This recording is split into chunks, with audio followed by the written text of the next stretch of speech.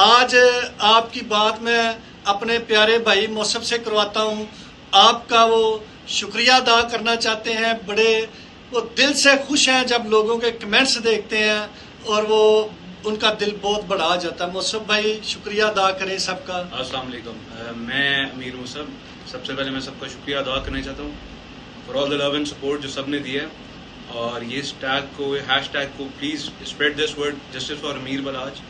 आपके ये करने की वजह से हमें बहुत ज़्यादा हौसला अफजाई होती है, तो प्लीज़ आप यूँ ही करते रहें और हम लोग को हौसला बढ़ाते रहें। Thank you so much.